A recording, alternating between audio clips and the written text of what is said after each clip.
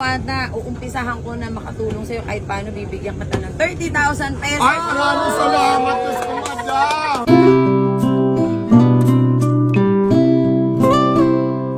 Pagkakinuusan talaga.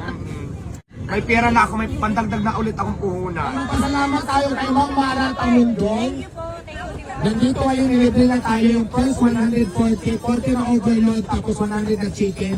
Hindi po kayo magbabayad dahil babayaran ni Ma'am Mara Tamundong. Kaya salamat. Okay. Maraming salamat talaga.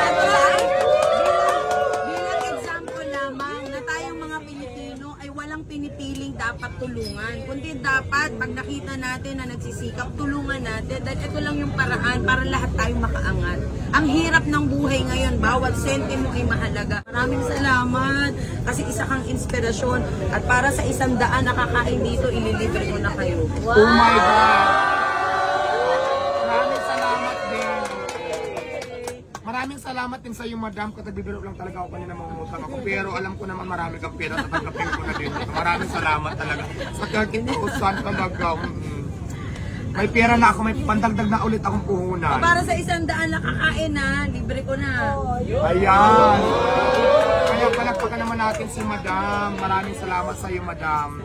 Parang nagugulat sila, pero syempre walang imposible, diba? Sabi mo nga, basta Diba? nagsisikap. Kaya yun ang sinasabi ko na dapat magtulungan tayo, huwag maghilaan. Si Madam tinulungan ako. Sana ganun din kayo, tulungan nyo din yung iba kapwa natin na talaga lumalaban naman ang patas sa pamamaraan, diba? Kaya maraming salamat sa iyo, Ma'am Mara. Appreciated ko po yung effort mo at siyempre yung tulong ko po sa akin.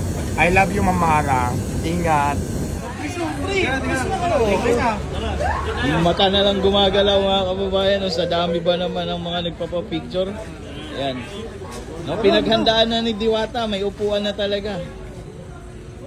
May ano na tayo, photo booth.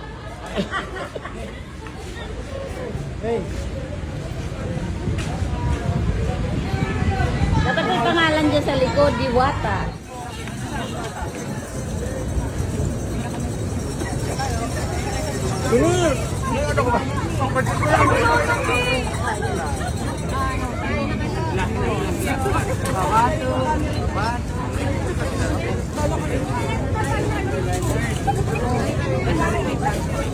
Solo kayo to? Okay, 1, 2, 3. Eh, lapit eh. 1, 2, 3. Okay. Yun na, meron pa. Bago na, meron pa.